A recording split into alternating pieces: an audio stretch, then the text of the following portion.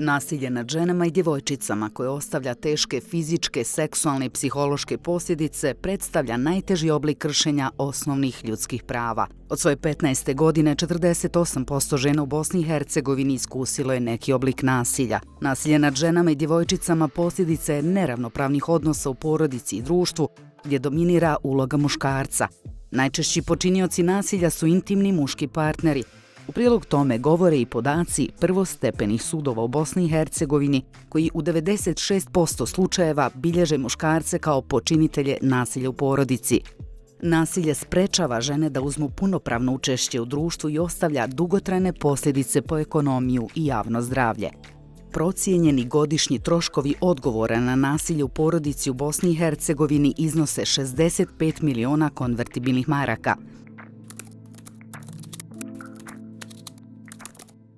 Kako bi se osigurao adekvatan odgovor na nasilje u porodici, UN Women sarađuje sa institucijama na svim nivoima vlasti te organizacijama civilnog društva da se u skladu sa standardima iz Istanbulske konvencije unaprijede zakoni, politike i budžeti kojima se regulira ova oblast.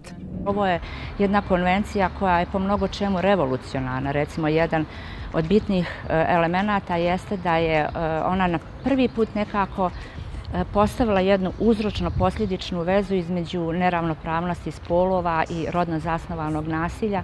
Vrlo je kompleksna, traži jedan holistički pristup. 2018. godine donesen je Zakon o zaštiti od nasilja u porodici u Brčko distriktu kojem su doprinijele aktivnosti partnerske organizacije UN Women Fondacije Udružene žene Banja Luka. Unapređena je zaštita kroz promjenu zakona u oblasti zaštite od nasilja u porodici, kroz dodatno umrežavanje subjekata zaštite i jačanje kapaciteta pojedinačnih pružalaca usluga u oblasti nasilja u porodici i nasilja prema ženama. U septembru 2019. godine Narodna skupština Republike Srpske usvojila je izmjene i dopune Zakona o zaštiti od nasilja u porodici. Ovo je pravna osnova za pružanje bolje zaštite preživjelima od nasilja u porodici u Republici Srpskoj, posebno kada je riječ o kriminalizaciji dijela nasilja u porodici, procjeni sigurnosnog rizika i uvođenju usluge podrške za preživjele putem lica od povjerenja. Iako ovim zakonom su predviđeno je da policija, odnosno postupajući policijski službenici vrše procjenu sigurnosti, odnosno ugroženosti žrtve. Cijenimo da u praksi ova obaveza mora biti svih subjekata zaštite kako bi se donijela adekvatna procjena žrtve koja u konačnici ima za cilj upravo podizanje i postizanje maksimalnog efekta zaštite žrtve.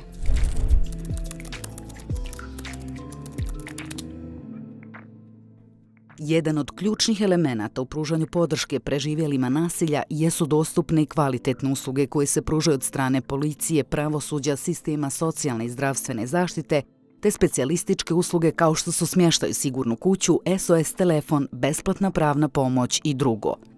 Odgovor na slučajeve nasilja zahtjeva istovremeno djelovanje ovih institucija, a svaka od njih mora odigrati svoju ulogu kako bi se preživjeloj osigurala odgovarajuća zaštita, a počinitelj odgovarao za svoje postupke. Zajedno s entitetskim gender centrima i sigurnom mrežom u Bosni i Hercegovini, preko 35 lokalnih multisektorskih i koordinacionih tijela je oformljeno ili je unaprijedilo svoj rad na lokalnom nivou.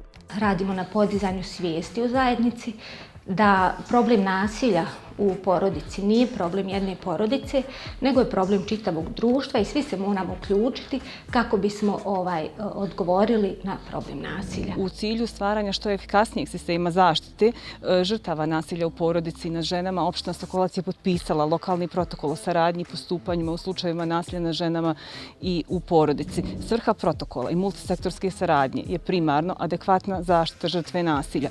Možemo da kažemo da smo ponosni, da naše institucije djeluju multisektorski, da je dovoljno da žrtva nasilja se, na primjer, obrati u dom zdravlja, da će dobiti prvo medicinsku pomoć, a da će dom zdravlja alarmirati i obavijestiti sve ostale institucije koje su važne da bi se određeni problem nasilja u porodici riješio.